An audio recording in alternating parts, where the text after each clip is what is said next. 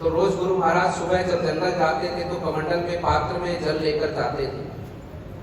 वापस आकर उस पात्र को बहुत ही अच्छे से प्रेम से भाव से उसको साफ करते थे। हमारे संतों की भाषा में कहते हैं उसका मंजन करते थे। मिट्टी से रगड़ रगड़ कर उस कांसी के पात्र को चमकाते थे। रोज ऐसे चमकता था जैसे सोना चमकता है।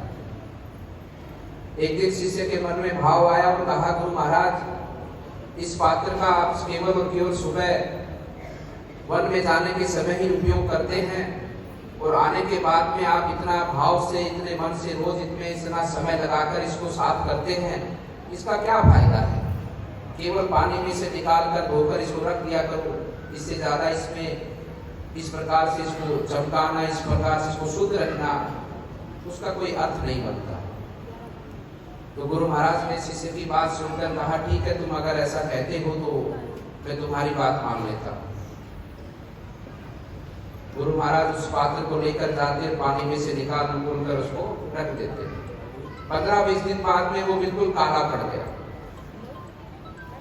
तो गुरु महाराज ने शिष्य को बुलाया और कहा, इस पात्र को लेकर जाओ और इस पात्र को उसी भांति इसको साफ करो, चमकाओ जिस भांति उस समय था जब तुमने मुझे कहा था। तो शिष्य ने कहा, ठीक है गुरु महाराज। शिष्य पात्र को लेकर गया और उसने खूब उसका मंजन किया, खूब उस पे मिट्टी से रगड़ा, भभूति से रगड़ा और पुराने दही से भी उसको बताया किसने कि इसको खटाई से रगड़ोगे तो और चमकेगा। खूब उसने मेहनत करी, लेकिन वो चमक उसमें वापस नहीं लौटी। इसका भाव है, इस कथा का स्मरण और ऐसे पवित्र स्थानों पर हम एक दिन भी आना छोड़ देंगे, एक दिन भी हम भगवान का नाम लेना छोड़ देंगे तो हमारे भी आत्मा में जंग लग जाएगा और हमारी आत्मा कभी पवित्र नहीं होगी।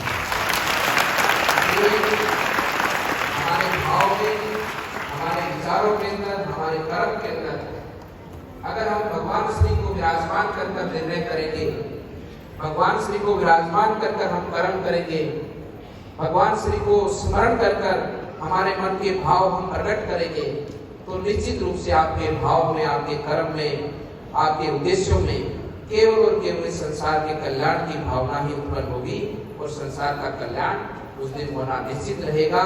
ऐसा संकल्प हम सब लोग मिलकर लेंगे और जो राम राज्य की कल्पना हम सब लोग करते हैं, उस राम राज्य की कल्पना की स्थापना अगर कोई कर सकता है तो आप सब लोग मिलकर एक एक व्यक्ति इस प्रण पर चलेगा और एक एक व्यक्ति अपने हृदय मन के अंदर भगवान श्री राम को विराजमान रखकर अपने जीवन के कर्म और भाव उत्पन्न करेगा, कर्म करेगा, तो निश्चित रूप से हमारे देश के अंदर और अपने इस पूरे विश्व के अंदर राम राज्य की स्थापना के साथ में सबके सुख का कल्याण हम सब लोग भोगेंगे।